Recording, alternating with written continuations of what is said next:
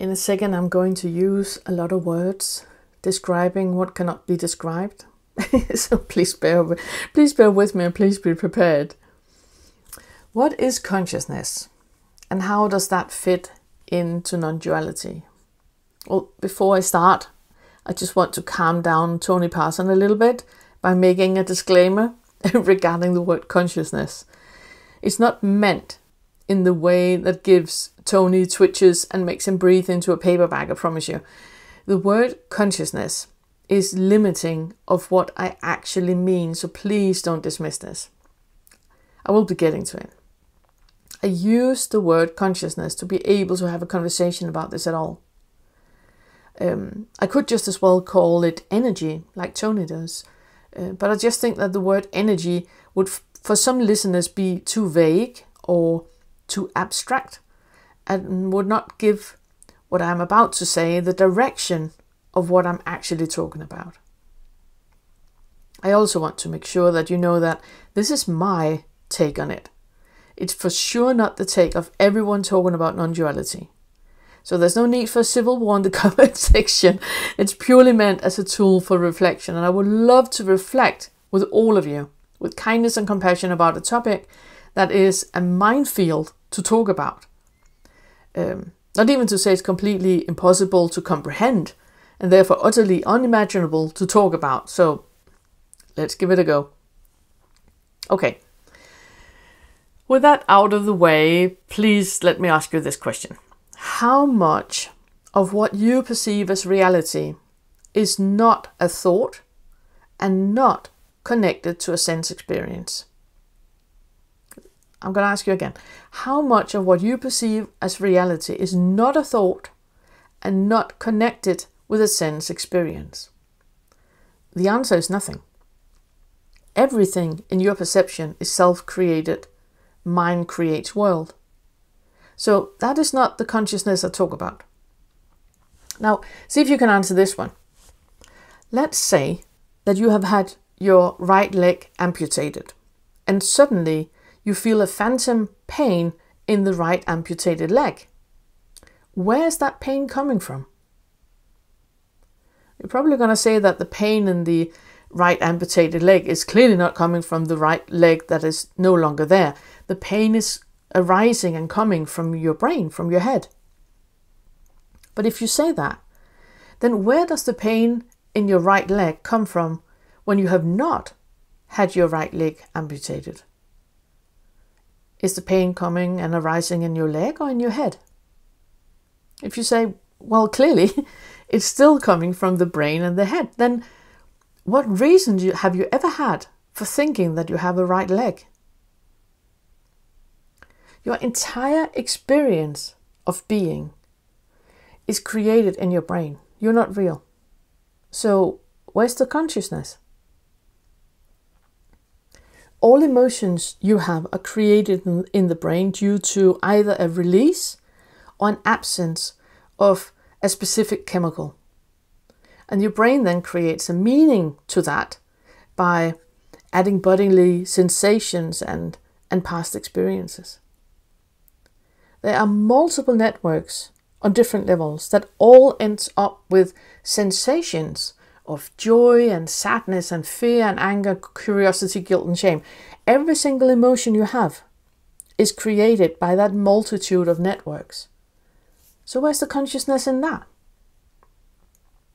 Research in neuroscience has shown that the brain predicts and simulates the outside world by using concepts. For example, the concept of a car. If you sit for a bit and think about a car, then a creation of a car is activated in your brain. You can vividly imagine a car, maybe even describe the make and the model and the color into great details. That entire experience is created by chemicals and past memories and past experiences in your brain. No car was present or real for that experience to happen. But the reality of that seems so real. That's also why more people die of being stung by the brown non-lethal Scorpio than the black lethal one. The fear in them is creating chemicals that kills the person. They themselves create stronger chemicals than the Scorpio ever could.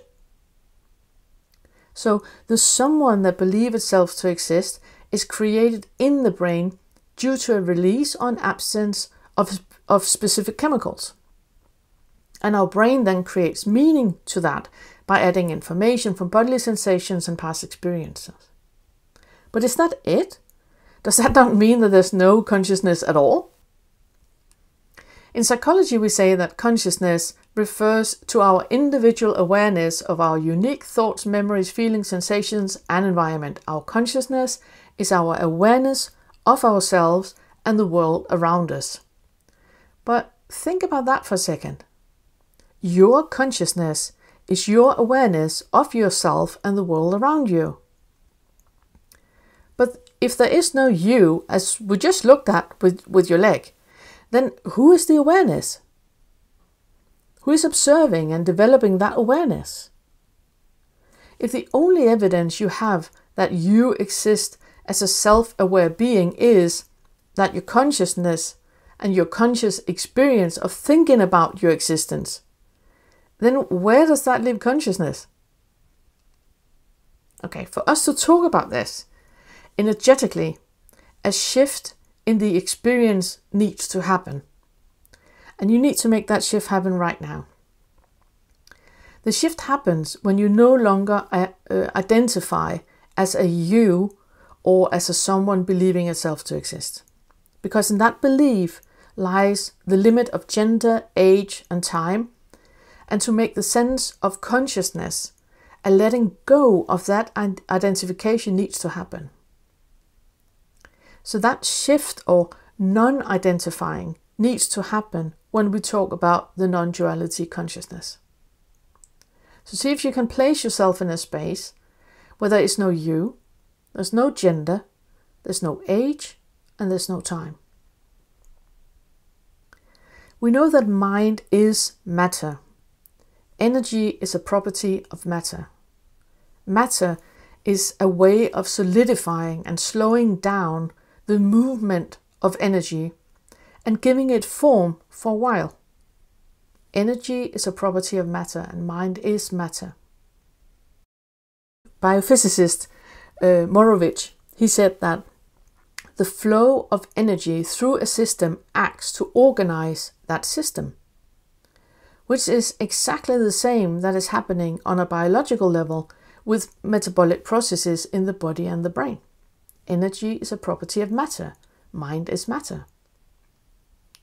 Now, it might still be a little bit too abstract to understand, so I can compare that solidifying of energy to a piano piece of Mozart.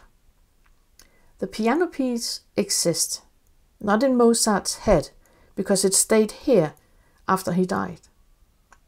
And it does not exist on the pages of the notebook. And it does not exist in the pianist. And it does not exist in the piano.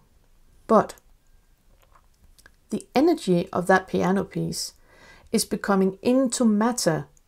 The piano piece is becoming into matter when a pianist plays the piece. And by that, it is getting form for a while. It is becoming into being for a while. The flow of energy through a system acts to organize that system. So a nihilist or a postmodernist would say that the piano piece does not exist when it's not being played. Where I say that it does exist, but not as matter. It exists or pre-exists, if you will, as energy, as emptiness. And by that, as emptiness, it has form. So the critics of non-dualism is saying that non-dualism is nihilistic and postmodernism. But that is viewing non-dualism in a very limited and very left brain hemisphere way of thinking. What I talk about, is beyond that ego comprehension. The moon does not exist when no one is looking at it or saying that because you can't quantify or create a diagram for love and for the love you feel for someone, then you actually don't love. That's nonsense, just nonsense. In non-dualism, we say that there is no you. There is love. All is love. Unconditional love. In all unconditional freedom. Personally, I see it as emptiness is form and form is emptiness. So there is a discovering of purpose in the process of becoming. Just like the piano piece. There is a discovering of purpose in the process of becoming.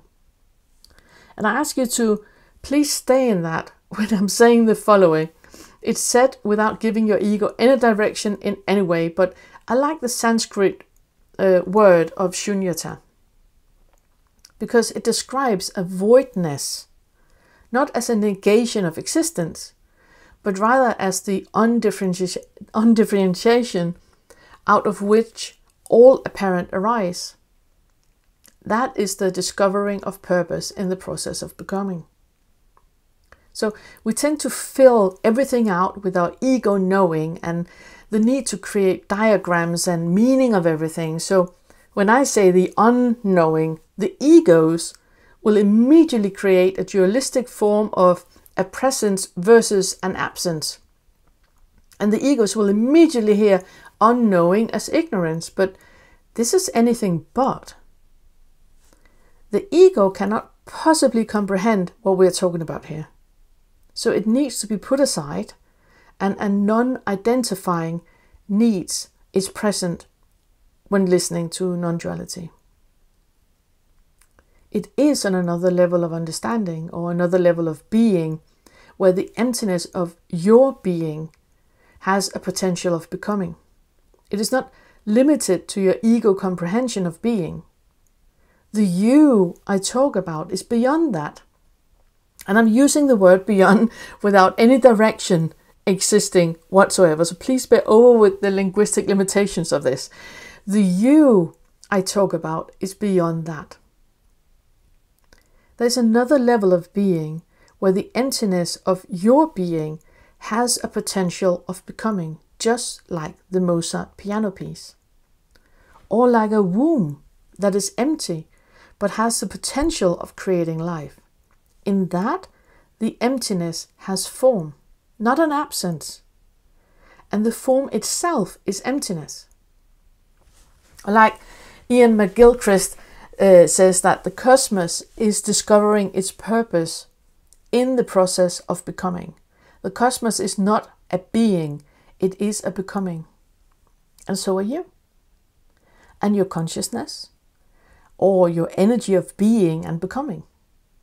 Your consciousness or your energy of being and becoming is like a piano piece of Mozart.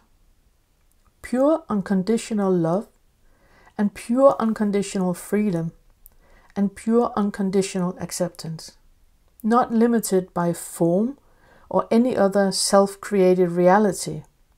It is way beyond that. You are way beyond that.